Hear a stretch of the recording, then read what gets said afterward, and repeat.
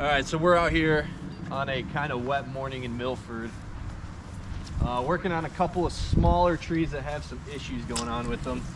So we're out here doing root crown excavations using this air knife from Arborjet, and what this does is it uses really compressed air to blast away all this dirt and mulch without harming any of the tree's roots or bark. And what we're looking at here is a mulch volcano, or volcano. Mulch volcano. Mulch volcano is what some people call it. So originally this mulch was, you know, way up here on this trunk. I had previously pulled it back to look at it with the customer. But what we see happening here is all this fibrous roots popping up, taking advantage of all this mulch. That's not ideal. You want that root growth kind of going out. So we don't really have a great idea of what's going on under this mulch and under this dirt. But when the mulch and dirt is pressed up against this, you can get a lot of girdling and adventitious root problems, meaning that the roots start growing up and around this really important zone called the root collar rather than out and away. And you know, that's not the tree's fault, it's just taking advantage of all this mulch. So the main goal of what we're doing today is to get rid of all this mulch, get this tree back to proper level, get that root flare exposed, which is a very important zone, and get everything right and proper with this tree and give it the best chance. This isn't the worst specimen of tree we've seen. Typically with bad root problems, you'll see it expressed in the crown of the tree, so dead tips at the very top. That's not very normal. But it's a good thing we're getting started and ahead of it right now. All right, so first step is to remove a lot of this excess stuff, so stuff we can just rake out of here. It's gonna save us a lot of time and as well as mess and getting blasted in the face with a lot of mulch and dirt. Good bulk of that pulled away now. Danny's gonna grab the air knife and blast.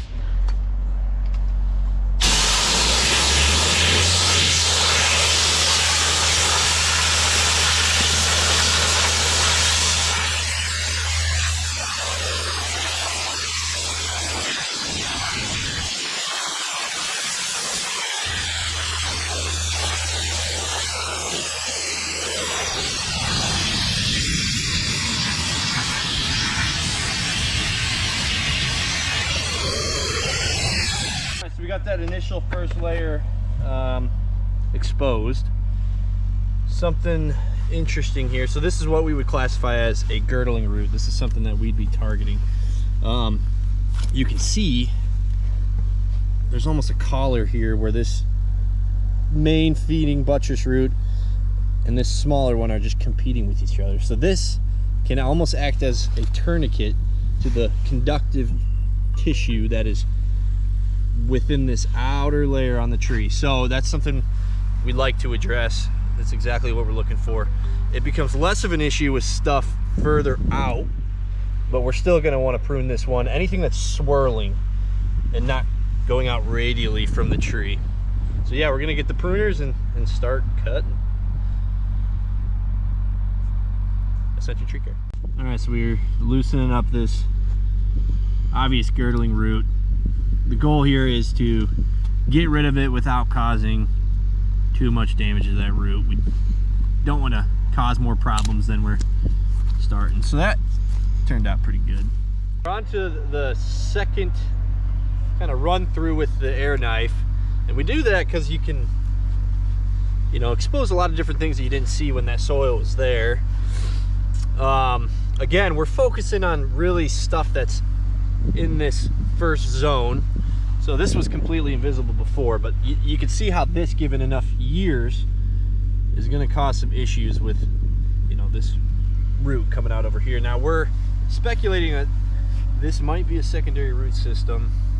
A lot of trees are planted too deep to begin with, so who knows.